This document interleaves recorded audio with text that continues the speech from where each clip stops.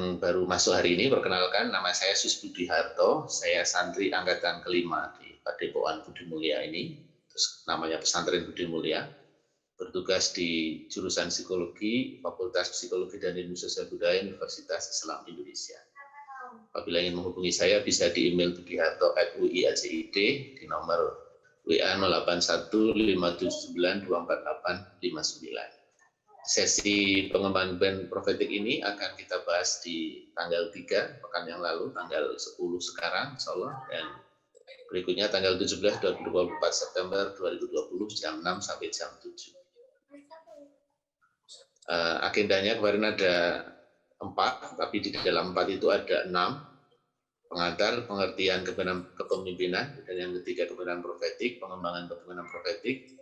Yang ada isinya ada 6, riset kepemimpinan profetik pada berbagai organisasi, buku tentang kepemimpinan profetik, kuliah tentang kepemimpinan profetik seperti yang sekarang ini, kemudian asesmen kepemimpinan profetik, workshop dan konseling kepemimpinan profetik, dan komunitas pengkaji dan pemberdayaan masyarakat tentang karakter kepemimpinan profetik.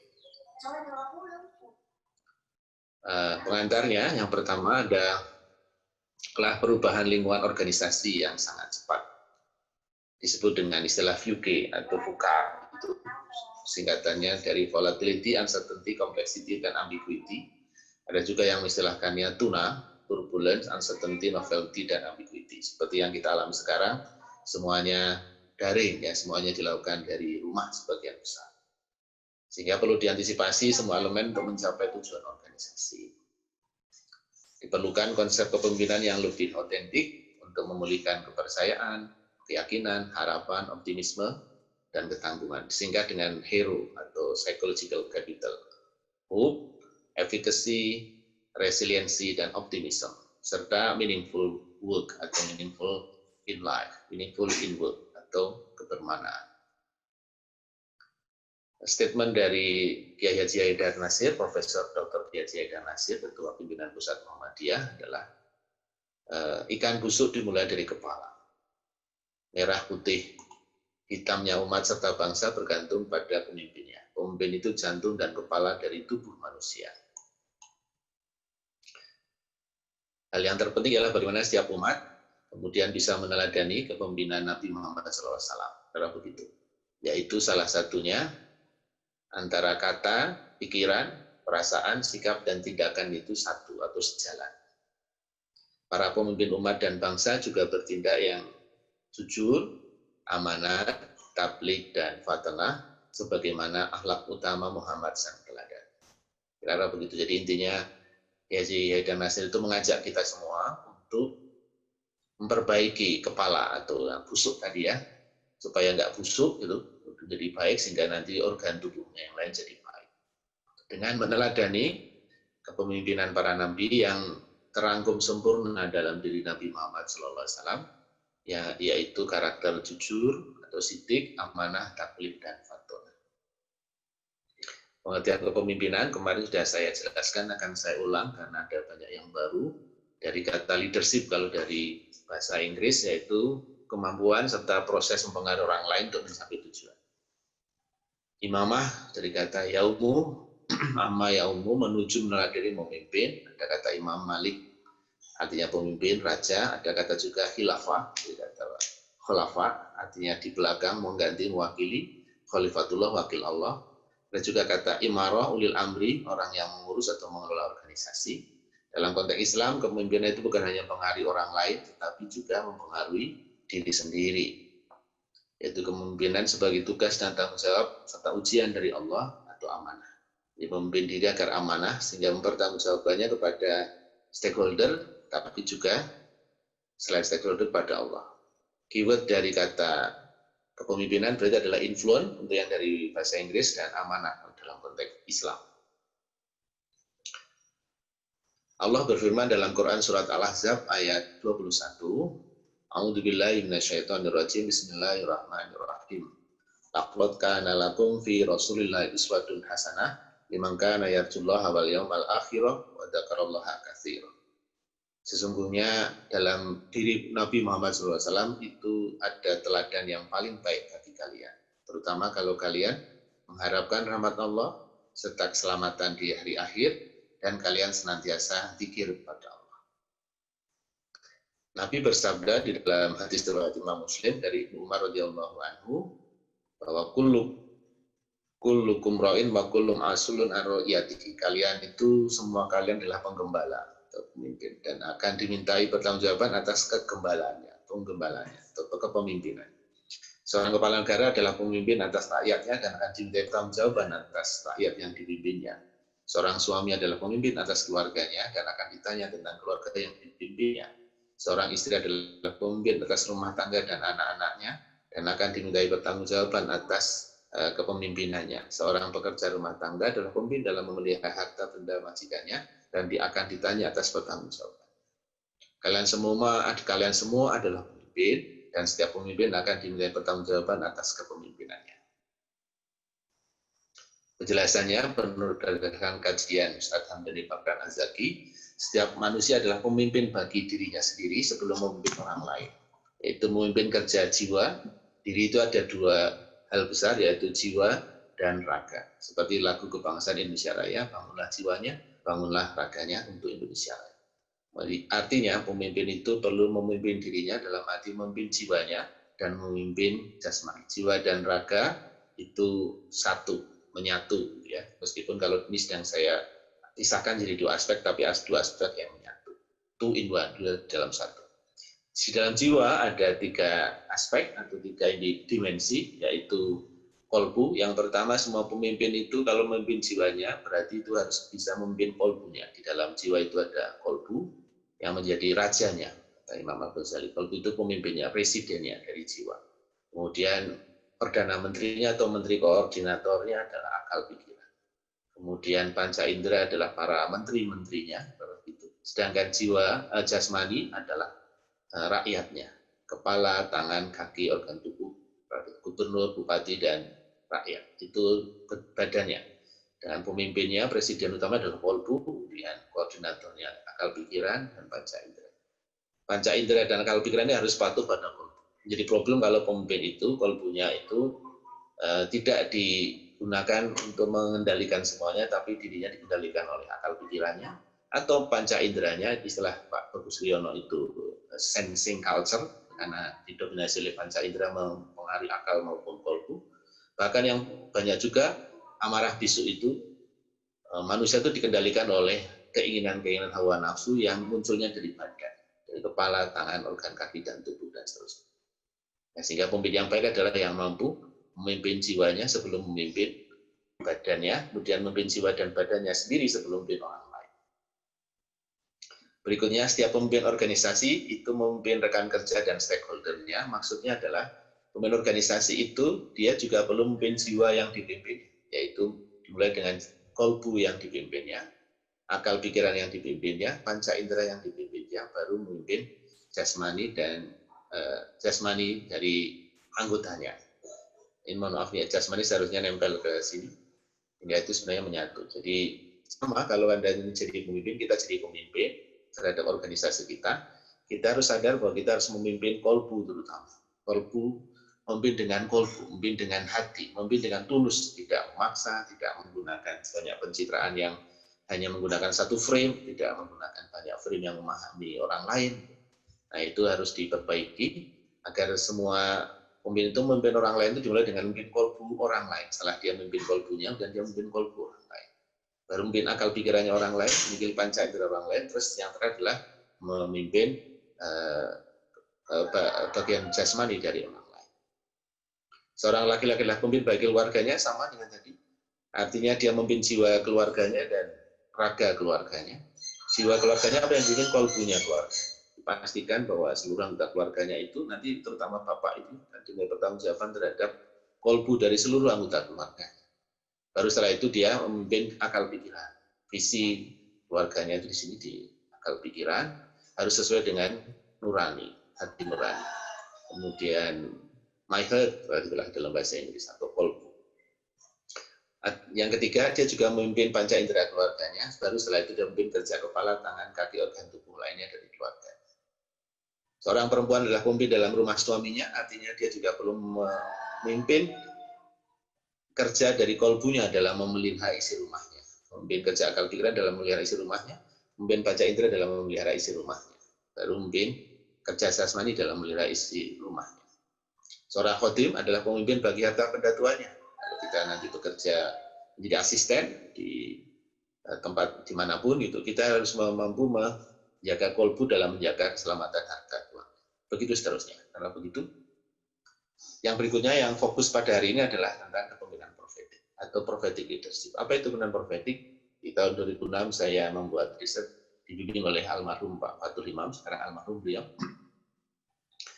Kepemimpinan profetik adalah kemampuan pemimpin kepada seseorang untuk mengendalikan dirinya atau memimpin dirinya dan mempengaruhi orang lain atau influence others dengan cara yang tulus. Jadi memimpinnya tidak dengan yang tiran tetapi yang tulus. Untuk mencapai tujuan luhur. Apa itu tujuan luhur? Kebahagiaan sejati atau authentic happiness. Yaitu kemaslahatan sejati baik di dunia dan di akhirat. Bahasa mudanya tujuan luhur itu ya kebahagiaan lahir batin. Dengan meneladani pola pikir, pola sikap, dan pola perilaku para nabi atau prophet. Sehingga disebut dengan prophetic leadership atau kepemimpinan profetik yang para nabi dan prophet itu terangkum sempurna di dalam diri Nabi Muhammad SAW. Merupakan salah satu alternatif konsep kepemimpinan yang autentik bagi organisasi, karena ada teori tentang kepemimpinan autentik, kenapa begitu? Dan menurut teman saya, namanya Profesor Markus Stuck dari Leipzig, tempat lahirnya ilmu psikologi itu di kota Leipzig. Sekarang ada klub sepak bola di Leipzig juga, di Jerman, menjadi nomor 2 ya, apa nomor 3 ya di Bundesliga. Kemarin masuk semifinal Liga Champions. Nah, itu di Leipzig. Leipzig University itu tempat lahirnya ilmu psikologi. Saya belajarnya psikologi, itu lahirnya, simbahnya dari Leipzig itu. Menurut teman saya yang dari Leipzig itu namanya Profesor Markus Stuck. Nah, ketika saya menceritakan ini, dia mengatakan, oh itu berarti authentic leadership, tapi dalam konteks Islam yang kamu ceritakan itu. Ya baiklah, saya manut saja. Kemudian ada firman Allah ini dalam Quran surat Ali Imran, mengapa kita perlu meneladani Rasulullah selain yang tadi Al-Ahzab 21 ya, adalah A'udzubillahi minasyaitonir rajim, bismillahirrahmanirrahim, qul in kuntum tuhibbunallaha fattabi'uni yuhibbukumullahu wa yaghfir lakum dzunubakum wallahu ghafurur rahim. Katakanlah, jika kamu yang benar-benar mencintai Allah dan mencintai Allah, maka ikutilah Nabi Muhammad SAW. Niscaya Allah akan mengasihi dan mengampuni dosa-dosamu. Allah Maha Pengampun lagi Maha Penyayang. Aspek kepemimpinan profetik yang kami teliti waktu itu kami temukan adalah sidik, amanah, tabligh, dan fatwa. Seperti yang distatementkan oleh Profesor Kiai Haidar Nasir tadi di pengantar. Sidik, kemudian kami beri indikator. Salah satu indikator utamanya adalah jujur dan taat pada nurani. Yang kedua amanah, ini setia dan terpercaya. Dan yang ketiga tabligh, terbuka dan empatik, ini mulai mempengaruhi orang lain. Kemudian yang keempat fatonah, yaitu menjadi problem solver, bukan problem maker. Menjadi bagian dari solusi, bukan menjadi bagian dari masalah, sehingga dia cerdas, tapi cerdas karena takwa. Keempat aspek ini saling terkait, muter itu, sebagaimana tawaf. Dan ini gambar panahnya saya kira, mohon maaf kembali bukan tawaf. Tapi intinya mirip dengan tawaf, jadi seperti orang tawaf. Sidik, amanah, tabligh, fatonah. Kemudian sidik itu cara menggapainya adalah dengan jujur kepada Allah. Bagaimana cara jujur kepada Allah? Dimulai dengan belajar dari waktu dalam kandungan, diajari orang tuanya. Kemudian pada waktu anak-anak itu diajari jujur kepada alam semesta. Jadi penting sekali pertama di Indonesia itu pendidikan kejujuran, bukan pendidikan kepintaran, tetapi kejujuran. Yang pertama harus dididik di Indonesia itu, atau bagi orang Islam terutama adalah kejujuran. Kejujuran pada siapa? Karena anak-anak belum sanggup untuk memahami yang abstrak yaitu Allah, dimulai dengan jujur pada yang nyata-nyata dulu, jujur pada keluarga, jujur pada orang tua, jujur pada alam semesta. Mulai masuk ke tahap mendekati remaja, dimulai diajak jujur pada dirinya sendiri, sambil menemukan namanya konsep diri. Setelah dia jujur pada diri, jangan selesai. Misalnya kan Anda sudah sekarang Anda kuliah, ikut Budi Mulia, ini acara kajian Budi Mulia. Sebagian besar Anda sedang dilatih di kampus untuk jujur pada diri sendiri. Tapi itu belum berhenti. Karena kalau jujur diri sendiri sudah berhenti, nanti tidak akan menemukan Allah. Padahal itu seharusnya Setelah jujur pada diri sendiri adalah kita harus menemukan Allah, sehingga kita nanti mampu untuk jujur kepada Allah. Nah, jujur pada Allah itulah disebut dengan sidik. Berikutnya setelah mampu mengendalikan diri sehingga jujur pada Allah, itu bagaimana naik bukit ya, naik gunung, itu berat sekali. Tapi kalau sudah sampai puncak gunung, atau dalam konteks adversity intelligence itu namanya climber, tipe climber gitu, kita akan merasakan kenikmatan yang luar biasa, hidayah yang luar biasa, harus kita kembalikan pada orang lain. Seperti Nabi Muhammad SAW itu mengalami Isra Mi'raj, setelah Mi'raj, dia menyebarkan pada umatnya, sampai akhirnya sekarang kita masih merasakan berkah dari kesediaan Nabi Muhammad SAW untuk setelah Isra Mi'raj menemukan wujudan pada Allah, kemudian membaginya pada umatnya. Kita merasakan berkah dari perjuangan Nabi Muhammad SAW menemukan kejujuran sidik tadi, dibagikanlah kepada dirinya sendiri dan keluarganya, kemudian pada alam semesta. Jadi setelah kita menemukan jujur pada Allah, kita turun gunung, dengan di atas gunung saja turun gunung untuk membagi pada alam semesta, mengajari orang lain jujur pada diri sendiri, mengajari jujur pada alam semesta dengan dilandasi kejujurannya pada Allah. Yang kedua, amanah. Amanah itu artinya setia. Sama dengan model sidik tadi, dimulai pemimpin itu memimpin dirinya dengan setia kepada alam semesta pendidikannya. Kemudian sekarang saya kira kita sudah mulai setia kepada diri sendiri. Kalau Anda belum setia kepada diri Anda sendiri, maka perlu diperbaiki. Tapi kalau sudah setia pada diri sendiri juga belum selesai. Anda harus mendasarkan setia pada diri itu dalam rangka setia kepada Allah. Apakah Allah meridhoi yang Anda pilih itu dalam semua sikap, perilaku, dan pikiran. Kalau Allah meridhoi, oke, berarti Anda telah setia kepada Allah. Nah, setia pada Allah itu hal yang paling berat, seperti naik gunung itu sampai climbernya paling puncak bukit.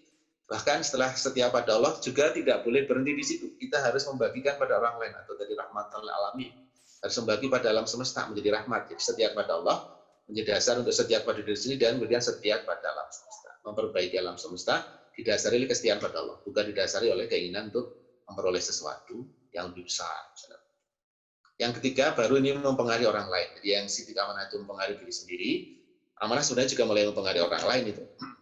Ya, yang ketiga adalah tablik atau terbuka. Terbukaan yang sebenarnya kepada Allah, ini mulai mempengaruhi orang lain. Jadi setelah menemukan keterbukaan pada Allah, dimulai dari keterbukaan pada alam semesta, ya, kemudian pada diri sendiri, akhirnya menemukan keterbukaan pada Allah, bisa terbuka pada Allah itu, hati nuraninya terbuka mendapatkan hidayah. Setelah terbuka, dibagi hidayahnya ini kepada diri sendiri, keluarga, dan alam semesta. Jadi modelnya seperti Isra Mi'raj, itulah Isra Mi'raj, kemudian turun dibagikan kepada umatnya. Kalau kita ya naik bukit saja gambarnya, naik bukit, naik gunung, setelah sampai puncak gunung kita menemukan hidayah dari Allah, kemudian turun dibagikan pada alam semesta. Itulah sebabnya kenapa Budi Mulia itu di Jalan Kaliurang ya, di pinggir Gunung Lereng Gunung Merapi. Nah, itulah. Supaya kita lebih mudah untuk ingat bahwa ada puncak gunung yang harus kita daki, yaitu supaya menemukan Allah. Nabi Musa menemukannya di Bukit Tur, ya. Kalau Nabi Muhammad langsung Isra Mi'raj. Nah, gitu. Kemudian yang terakhir adalah fatona, sama dengan yang konteks tadi, dimulai dengan kecerdasan dalam memusingkan panca indera pada waktu kita anak-anak, pada waktu kita remaja dan awal dewasa ini, kecerdasan dalam memusingkan potensi akal pikiran kita. Untuk bisa kuliah sampai lulus kan kita harus menggunakan potensi akal pikiran. Tapi jangan berhenti di situ. Kita masih harus meningkatkan yang paling tinggi adalah membuka pintu hidayah. Jadi memfungsikan potensi kolbu kita. Potensi rasa ketuhanan. Ketuhanan yang Maha Esa. Nah, kita harus memulai segala sesuatu dari Pancasila itu sila yang pertama. Ketuhanan yang Maha Esa. Setelah itu, cerdas dalam memfungsikan potensi kolbu, kita turun bukit lagi. Kita harus menjalani kehidupan dengan memfungsikan potensi akal pikiran lagi dan panca indera. Jadi naik gunung dan turun gunung. Pengembangan penggunaan profetik ada 6, seperti yang saya sebutkan tadi. Tapi sebelum sampai di sini, saya kira saya akan break dulu sebentar untuk memberikan kesempatan hadirin untuk melakukan dialog